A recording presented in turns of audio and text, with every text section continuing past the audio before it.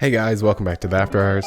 I'm the 8-Tailed Beast, and today we're going to talk about social media in the market. Before we get into it, I'd like to invite you to our virtual conference in February. If you're interested, click the link in the description and it'll take you to our website. With that out of the way, let's get into the content. Social media, it has its kings and queens. The market influencers are not always the most popular. In the beginning of last year, at the peak of the market, the media chose Nancy Pelosi, who since then has stepped down as the leader of the House. Also around that time, last year, we had Elon Musk being considered as the person of the year. It's funny how some things change. Now, he's the first person in history to lose $200 billion of net worth. He's still first. Tesla went from $1.3 trillion to $300 billion in value. At this point, he's going to have to choose between Twitter or Tesla, and both are going down the drain right now. What a tragic story. Twitter is my go-to place to taste the sentiment of the markets.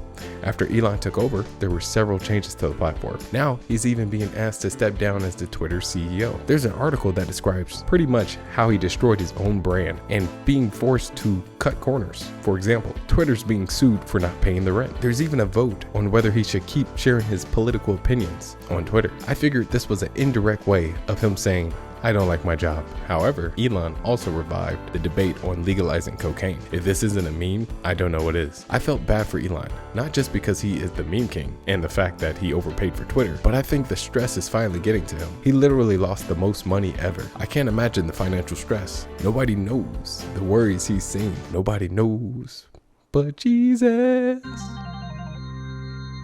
Recently, he was just up against a margin call for his loan to buy Twitter. That was backed by Tesla. I heard Tesla investors lashed out at him. He responded by telling them that next time, you should probably read the 101 textbook for security analysis. Oh, he's done. If he didn't kill his brand, that probably did. At the same time, Elon just sold another round of Tesla shares. This puts him close to $400 billion pocketed from his investment since Tesla's peak. He's essentially trading paper money for real money. In other news, not that long ago, other social media influencers were charged by the SEC in a $100 million pump and dump scheme. The internet calls them the FinTwit Bros, which is a perfect name for anyone that says this to the public. And I quote, "We're robbing fucking idiots of their money." How can you say that and not expect a team of top men to show up at your door asking questions? Here's the story. The FinTwit Bros caused a decentralized exchange to become insolvent. Here's how they did it with 8 people. The team entered a large position in MNGO and then used multiple accounts to pump the price by trading Mango market tokens among themselves. They then borrowed against the value of their MNGO holdings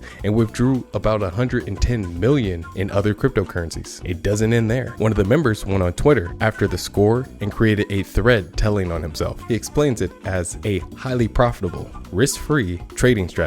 If you want to check out the thread, I'll leave a link in the description. There's a lot down there. You should probably check it out and probably press a few buttons, maybe 1 or 2. When it comes to the regulations on social media, it does exist, but it does not stop the effects it has on the market, like the tweets that caused the bank run in FTX. Now we just heard Silverbank also just had a bank run for $8 billion. Once the cat's out of the bag, it's hard to put a lid back on it. Try to figure that one out. Most of the drama and biggest plays that are put on for the masses are one click away on social media. Some even call it the right arm of anarchy. What does this mean? In other words, it's a lack of order. There are worse things you can be addicted to. The accessibility of this particular addiction is unmatched. Well, mostly. We live in a modern world where most people are always loading or unloading an addiction or two. In most cases, our bodies are not equipped to handle this emotional volatility. It causes declines in our cognitive abilities after frying our dopamine systems that crash below baseline after major spikes. Yes, you can have too much fun. Again, there are worse things. When you're looking at a screen for too long,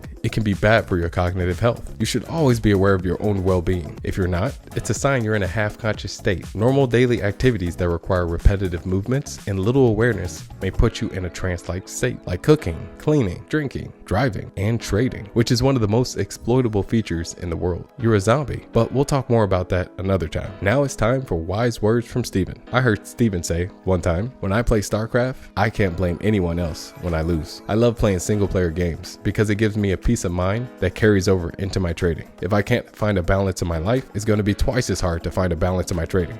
Alright guys, that's all I got for you today. If you like what you saw, hit the like and subscribe button, and I'll see you in the next video. Peace.